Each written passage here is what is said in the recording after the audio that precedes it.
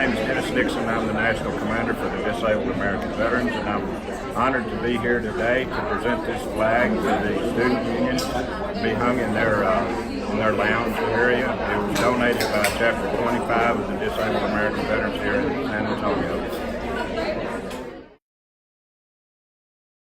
Actually, I'd like to ask you if we could just have a moment of silence for those who gave up their lives and sacrificed themselves in the 9/11 events, as well as those veterans who went before us.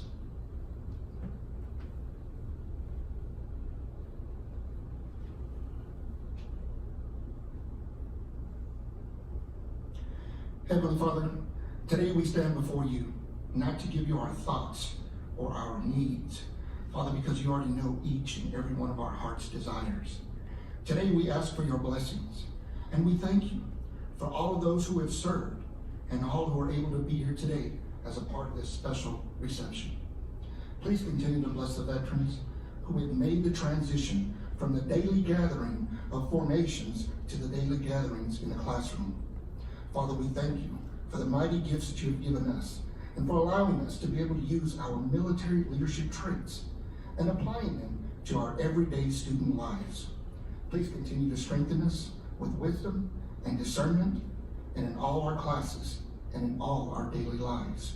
Lord, we ask for your heavenly blessings, not only for the veterans, but for every one of my brothers and sisters who've gathered here today.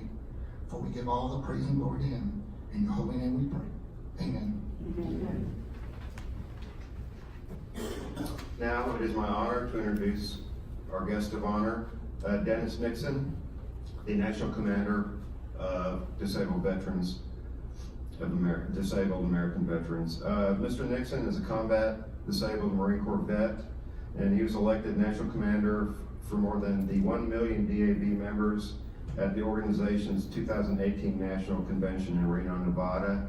He has spent nearly half a century serving his country and the veterans who have served his country. And so without further ado, Mr. Nixon, welcome.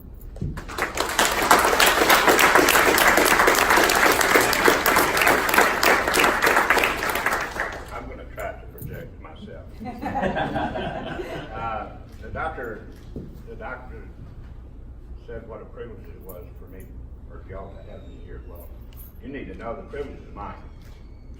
As you heard, I spent nearly 40 years providing service to veterans, helping them wing their way through the Veterans Administration, which is no easy task for a veteran.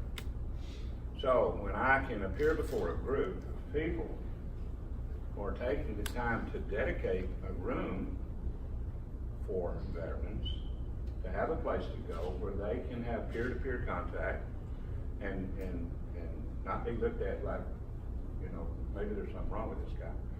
But when you provide that sort of help for a veteran to get through school, and then you've got people like Tony who's out there trying to help them get their VA benefits, this is an amazing place, and I am just so humbled to be here. So thank you all for what you're doing. I'm told that the veteran population here is about 10% of the total student population, which is about 300. That's not a small number. That's wonderful that you've got these people and you're willing to help them get through school. Now, the doctor gave me credit for the flag, so I'm going to be honest and tell you that Chapter 25 provided the flag and asked me if I would present it to college, and again, I'm humbled to do so. DAV is dedicated to empowering veterans to lead quality lives with respect and dignity.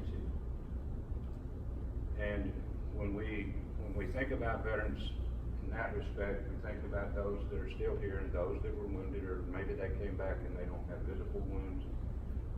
But then you go back and you think about the ones that have gone before us that paid the ultimate sacrifice. And that includes first responders, all first responders. And the first responders that come to mind in 9/11 didn't stop to think. They just went and did it.